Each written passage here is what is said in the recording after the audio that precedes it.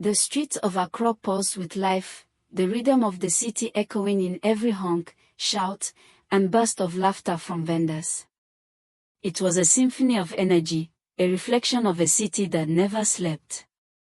The aroma of roasted plantains and spicy grilled fish floated through the humid air, mingling with the faint scent of exhaust fumes from the tiao roast that zigzagged through the crowded roads. It was a typical bustling morning, but as I navigated the chaos with my makeup kit in hand, my thoughts were elsewhere. I had been noticing a troubling undercurrent in the lives of the women around me, an obsession with altering their bodies, a silent yet growing epidemic among actresses, influencers, and even ordinary young ladies. As someone who worked in the entertainment industry, I was no stranger to the pressures of image and appearance. But lately, it felt as if the line between confidence and obsession had blurred entirely. It wasn't just about makeup or styling anymore, it was about going under the knife, injecting chemicals, and reshaping their bodies to fit impossible ideals. These weren't isolated cases, they were becoming the norm. I saw it all up close. I saw the desperation in the eyes of once vibrant women, their joy replaced by insecurity, their natural beauty sacrificed for the fleeting validation of likes on social media. That morning, as I pushed open the studio door, I felt the familiar buzz of activity hit me. The chatter of the production crew hummed in the background, punctuated by the clicking of cameras and the occasional bark of instructions from the director. But something was different. There was an air of excitement, almost hysteria, as everyone seemed to be whispering about one person. I set my bag down and caught snippets of their conversation. "Have you seen Linda's new look? She's unrecognizable," one of the assistants whispered, her voice filled with a mix of awe and envy.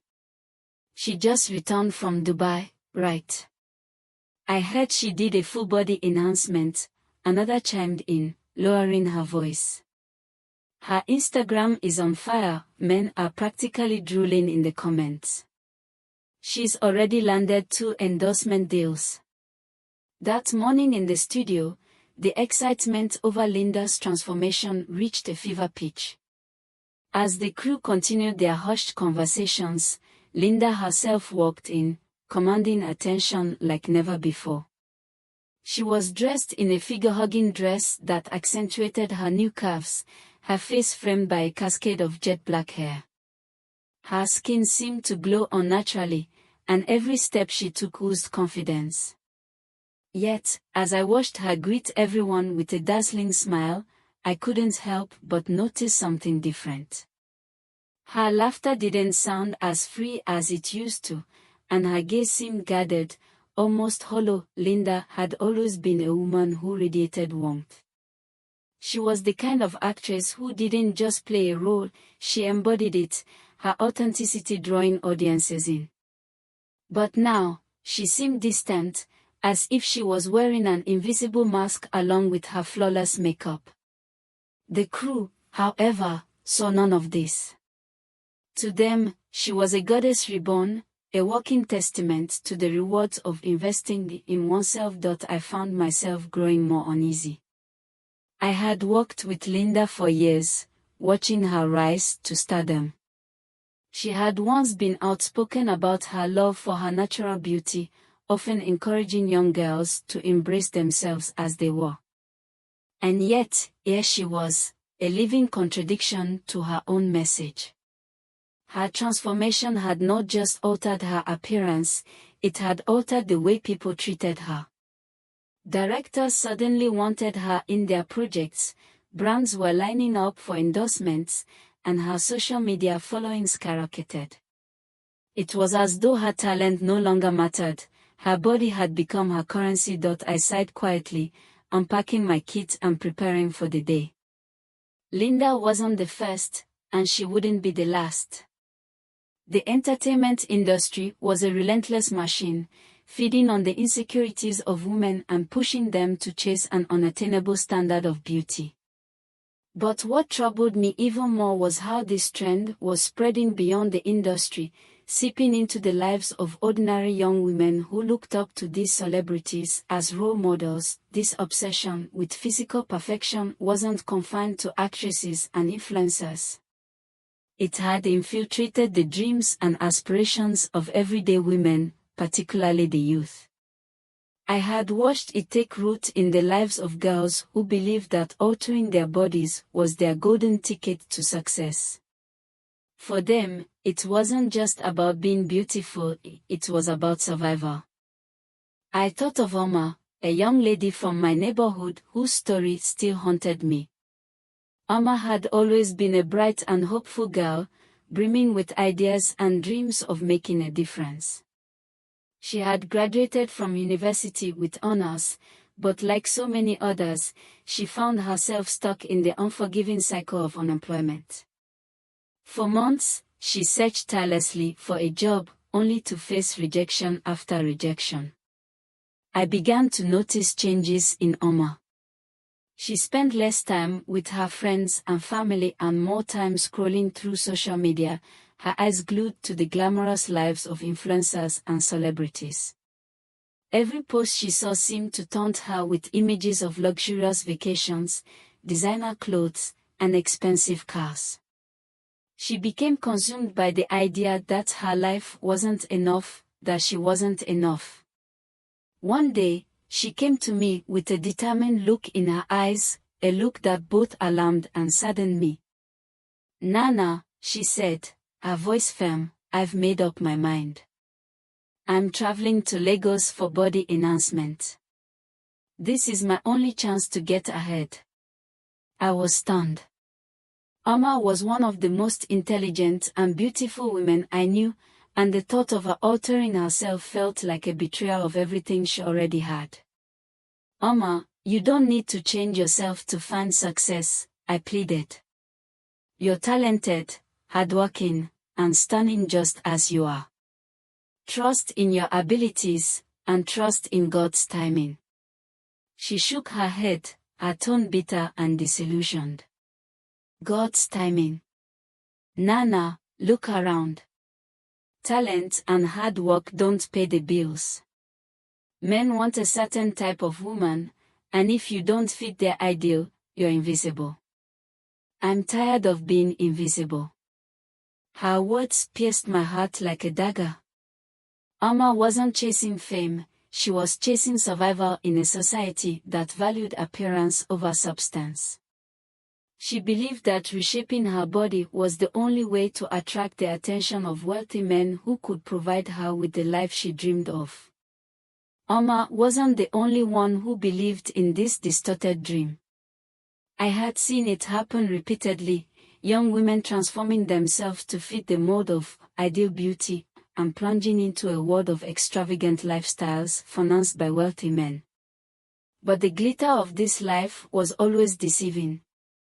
Many of these men were married, treating these women as temporary indulgences rather than partners. The relationships were transactional, built on power and control rather than love or respect. I remember another young woman, Efua, who had also followed this path.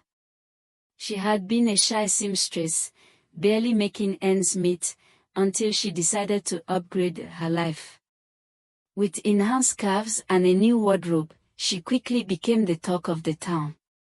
Soon, she was dating a businessman twice her age, flaunting his gifts on social media. But behind the scenes, Efua was miserable. The man controlled every aspect of her life, demanding loyalty while refusing to leave his wife. Efua's story wasn't unique. The pursuit of extravagant lifestyles often came at a high price: freedom, self-worth, and peace of mind.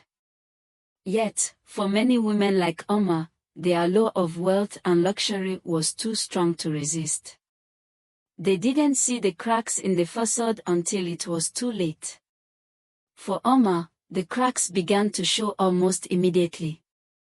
After her surgery, she posted glamorous photos on Instagram, her new body draped in designer clothes. The likes and comments poured in, and with them came a flood of attention from men. But the happiness she sought was short-lived. The relationships she formed felt empty, the men viewing her as a trophy rather than a person. And as the weeks went on, she began to experience physical complications from the surgery, pain, swelling, and a constant sense of unease. One day, she confided in me, her voice trembling with regret. "Nana, I thought this would fix everything. But I feel more lost than ever. These men don't care about me, they care about what I look like. And the pain. I don't know if I can keep up with this." Her confession broke my heart. Omar had sacrificed so much to chase a dream that had turned into a nightmare. Her story was a painful reminder of how far the obsession with perfection had gone, and how it was robbing women of their joy, health, and self-worth. This obsession with physical perfection wasn't limited to young, single women. It was creeping into marriages, tearing families apart. Ya, a close friend and mother of 3, broke down in tears one day as we talked. "Nana," she said, her voice choked with emotion, "my husband doesn't look at me the way he used to. After the children, my body changed, and now he spends all his time on Instagram, liking pictures of women with perfect bodies. I don't know what to do." Her pain was palpable. "Yeah," I said, "your body carried 3 beautiful children. You're amazing and beautiful in ways he can't even begin to comprehend." But Ya shook her head, her voice trembling. "He says he loves me, but I see the disappointment in his eyes. I've been saving money. I'm thinking of getting surgery. Maybe then he'll love me again." Her words broke me. Ya, like so many other women, believed her worth as a wife and mother was tied to her physical appearance. The love that should have been unconditional now felt dependent on an impossible standard. The consequences of chasing this illusion of perfection were as devastating as they were inevitable. For Linda, the glamorous actress whose transformation had once ignited waves of admiration, the toll on her body and soul became impossible to ignore. The surgeries that had once promised to elevate her beauty to new heights now revealed their dark side. Linda's once vibrant demeanor had faded, replaced by a weariness that no amount of makeup or designer outfits could conceal. Chronic pain became her constant companion, pain that no doctor seemed able to fully explain or alleviate. One evening, as I packed up my tools after a long day on set, Linda pulled me aside. She looked exhausted, her radiant smile replaced by a hollow expression. Her hands trembled as she held onto mine, and tears streamed down her perfectly contoured cheeks. "Nana," she began, her voice breaking, "I thought this would make me happy. I thought if I looked perfect, I'd feel perfect too." She paused, her chest heaving with suppressed sobs. "But I feel emptier than ever. My body is in constant pain. My husband, he barely speaks to me anymore. He says I've changed, that I've become someone he doesn't recognize. But how can I blame him? I don't even recognize myself anymore." Her words hung heavy in the air, filled with regret and despair. The cost of her transformation was far more than just financial. It had eroded her health, her relationships, and her sense of self. Despite all the external announcements, Linda's soul was crumbling under the weight of trying to live up to a standard that was never meant to define her worth. Omar's story was no less heart-wrenching. The once bright young woman who had hoped her new body would be her ticket to success found herself trapped in a nightmare. At first, she basked in the attention and the luxurious lifestyle that came with her enhanced appearance. But soon, cracks began to appear.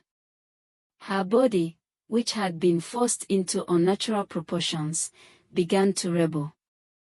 She experienced sharp, unrelenting pain in her lower abdomen and swelling that wouldn't subside. One fateful evening, at a high-profile event filled with celebrities and wealthy patrons, Omar collapsed in the middle of the crowd. The gasps of onlookers echoed through the room as she fell, her glamorous gown pulling around her motionless body.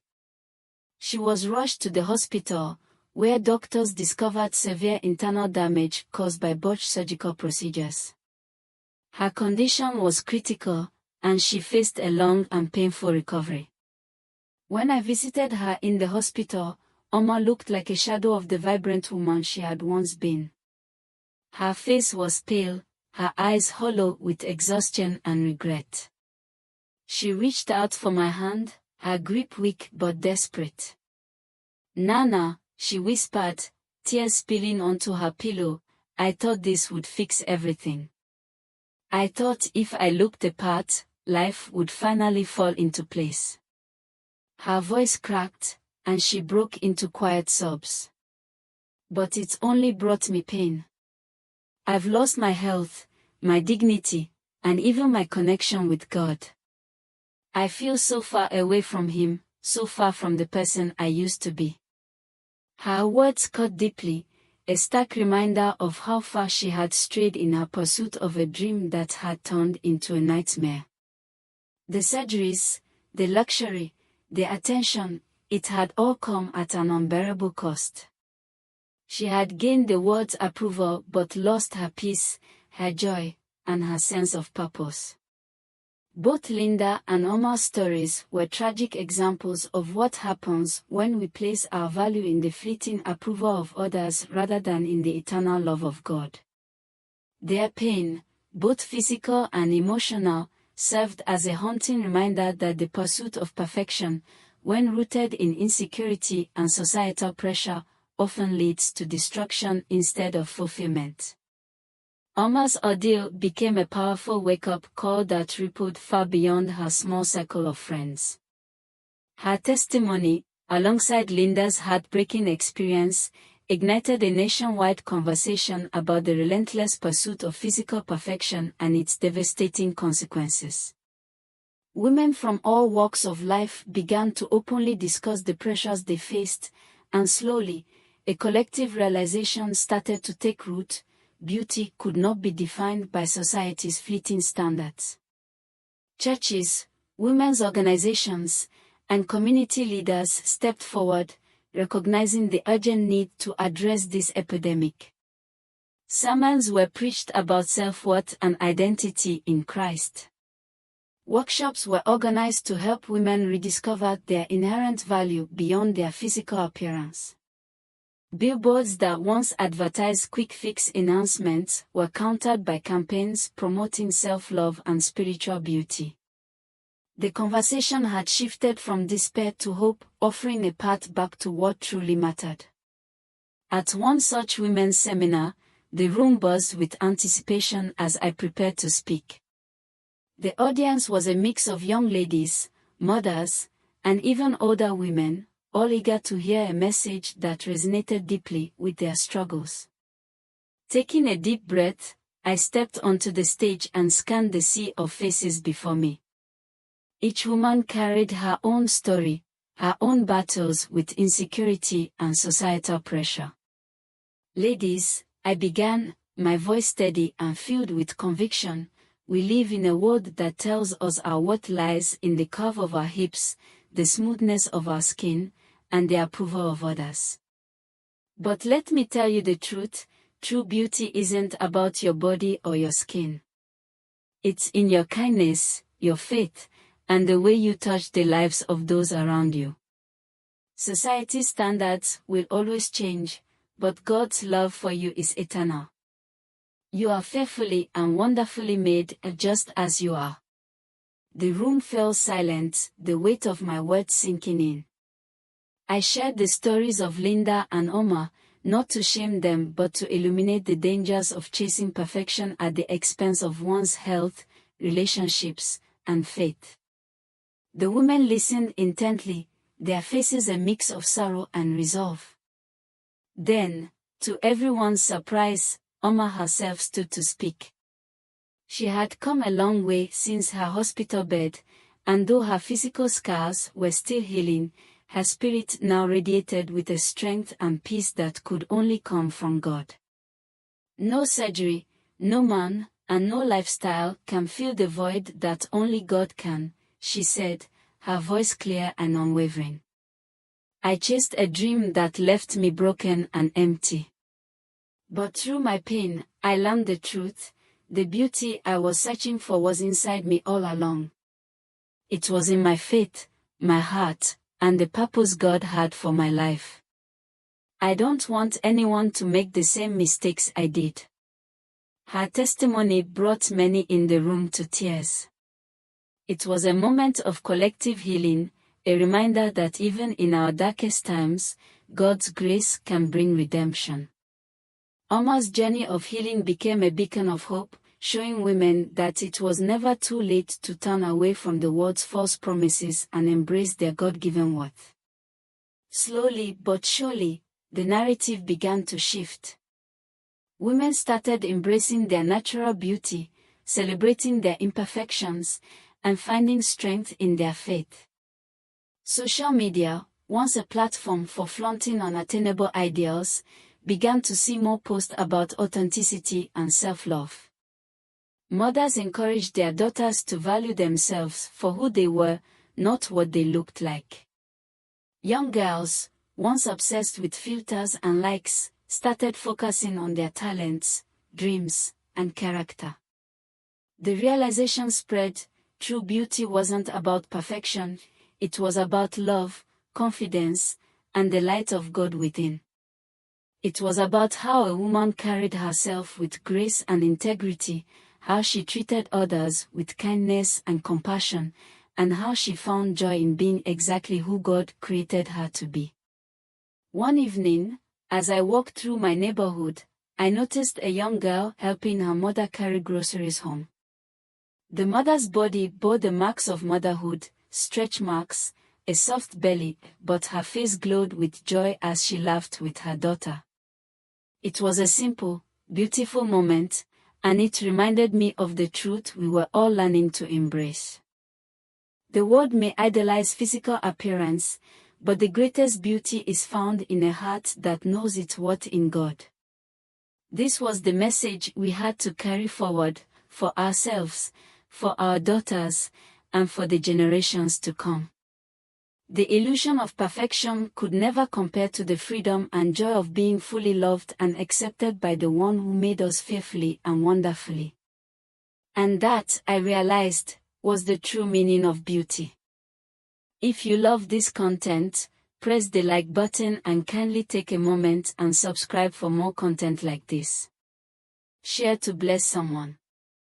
1 Peter 3 verses 3-5 makes us understand that our adornment shouldn't be merely outward but of a gentle and quiet spirit which is of great worth in God's sight. Proverbs 31 verse 30 Charm is deceitful. Beauty fades away but a woman who fears the Lord must be praised. 1 Corinthians 6 verses 19-20 Do you not know that your body is the temple of the Holy Spirit who is in you whom you received from God? You are not your own. You were bought at a price, therefore, honor God with your bodies. Don't forget to like, share and subscribe.